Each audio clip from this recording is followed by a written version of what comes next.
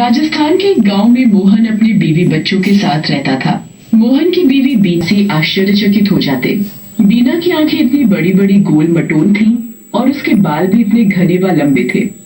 एक दिन बीना अपने पति और बच्चों के साथ छत पर सो रही होती है। वो अगली सुबह उठती है तो बहुत जोरों से रोने लग जाती है। अरे कोई मेरे बाल काट के ले गया। इस मोहन भी हैरान हो जाता है। कौन था जो मेरी बीवी के बाल काट कर ले गया? हम सब तो एक साथ रात में छत पर सो रहे थे। मुझे समझ नहीं आ रहा आखिर रात में आया तो आया कौन? बीना का रोना देखकर सारे गांव वासी एकत्रित हो जाते हैं। बीना उन सब के आगे बहुत जोर जोर से रोती है। भाई साहब, बहन जी, मेरी छोटी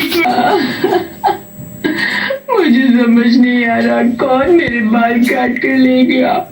देखो मैं कितनी बदसूरत। ये तो बड़ी अजीब बात है। अगर ऐसा चलता रहा तो हमें जरूर पता लगाना पड़ेगा। आखिरकार गांव में ये उल्टा काम कर कौन रहा है? जी भाई साहब, बिल्कुल सही बोल रहे हो। अगले दिन बीना की पड़ोसन शीला के बाल भी कटे होते हैं। अरे मेरे भी बाल कोई काट कर ले गया। मैं भी गंजी हो गई। ये क्या हो रहा है हमारे गांव की औरतों के साथ? हम अपने घर में ही सुरक्षित नहीं है। मैं गंजी हो गई, मेरे बाल कोई काट के ले गया। शीला, तुम चिंता मत करो, मैं इस बात का पता लगा कर रहूंगा। आखिर किसकी इतनी हिम्मत हुई जो मेरी बीवी के बाल काट कर ले गया? मैं उसे जिंदा नहीं छोड़ूंगा। तभी बीना का पति मोहन और शीला का पति सोहन आपस में बात करते हैं। भाई, अगर यही चलता रहा तो हमारा गांव बहुत बड़ी दुर्घटना से गुजरने वाला है। आखिरकार ऐसा कर कौन रहा है? कल चोटी काटने वाले ने मेरी बीवी के बाल काटे, आज तेरी बीवी के। है? ठीक कह रहे हो तुम मोहन, हमें जल्दी ही कुछ करना पड़ेगा। ऐसे ही गांव में रोज रात में एक औरत की चोटी कटी मिलती। ऐसे देखते ही देखते गांव की सारी औरतें गंजी होती जा रही थी। गांव के किसी आदमी के बाल क्यों नहीं काट रहे? आखिरकार गांव वासियों को पता चलता भी तो चलता कैसे? गांव में सब औरतों के बाल एक चुड़ैल जो काट रही थी। इसलिए गांव वाले पता ही नहीं लगा पा रहे थे कि उनकी बीवी की चोटी काट कर कौन ले जा रहा है, और न ही उनका अभी तक ध्यान चुड़ैल की तरफ गया था। परंतु चुड़ैल तो सबके बाल काट कर बहुत खुश हो रही थी और अपनी शक्तियां बढ़ा रही थी। एक दिन बीना रात में अपने आप उठकर चलने लग जाती है।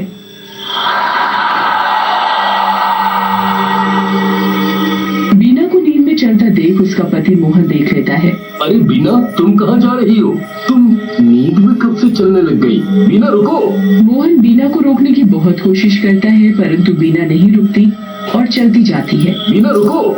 मोहन भी बीना का पीछा करता है। मैं भी तो देखूं, मेरी बीवी आधी रात में जा रही है तो कहाँ जा रही है?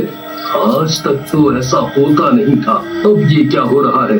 बीना का टकली होना और अब रात में बीना का नींद में चलना।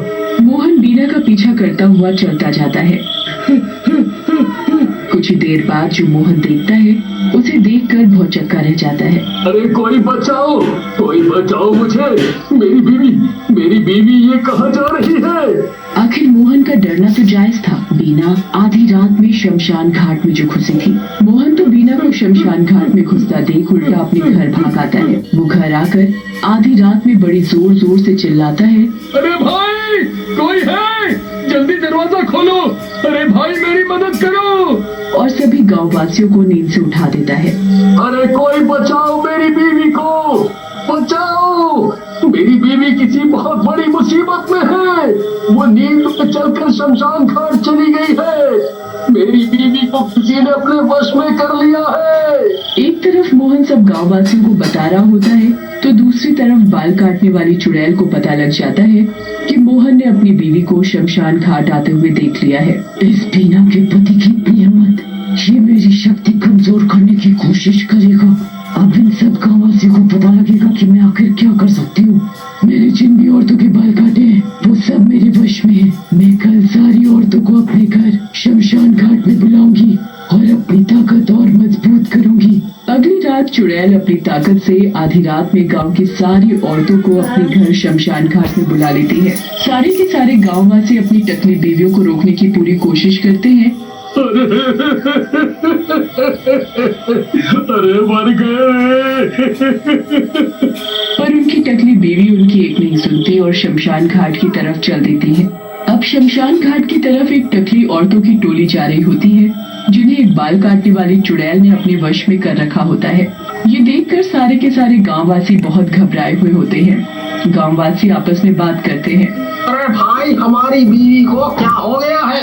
ये किसी चुड़ैल के लपेटे में आ गई है, ऐसा मुझे लग रहा है। ओ भाई, तुम बिल्कुल ठीक बोल रहे हो। हमें जल्द से जल्द अपनी बीवी को ठीक करने का कोई इंतजाम करना पड़ेगा, नहीं तो हम बहुत परेशानी में आ जाएंगे। और एक दिन ये शमशान घाट की बाल काटने वाली चुड़ैल हमारे गांव पर कब्जा कर लेगी। ठीक कह रहे हो तुम भाई। आइडिया है, यहाँ पास के ही एक गांव में एक संत बाबा रहते हैं, उन्हें इन सब बातों का बहुत ज्ञान है। अब तो वो ही हमारी मदद कर सकते हैं। सारे के सारे गांववासी एकत्रित होकर उस संत बाबा के पास जाते हैं और उसे सारी बात बताते हैं। बाबा, हमारे गांव की औरतों को बचाओ बाबा, हम बहुत बड़े संकट में हैं, हमें कोई बचाओ, मतलब बाबा आप बचाओ। बाबा गांववासियों को सारी बात सुनते हैं और उन्हें उपाय बताता है। मैं समझ गया कि तुम्हें क्या करना है। जी बताइए बाबा, आप जो बोलोगे हम वैसा ही करेंगे।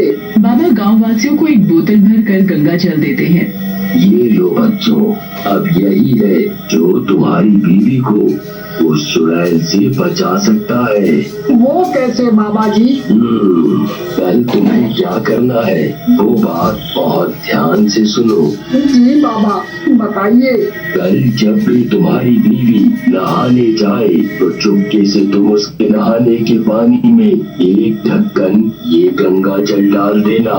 इससे उस चुड़ैल के वश से तुम्हारी बीवी बाहर आ जाएगी और तुम्हारी बीवी की कटी हुई चोटी भी उसके सिर पर वापस आ जाएगी और देखते ही देखते उस बाल काटने वाली चुड़ैल की शक्तियाँ कम होती जाएंगी।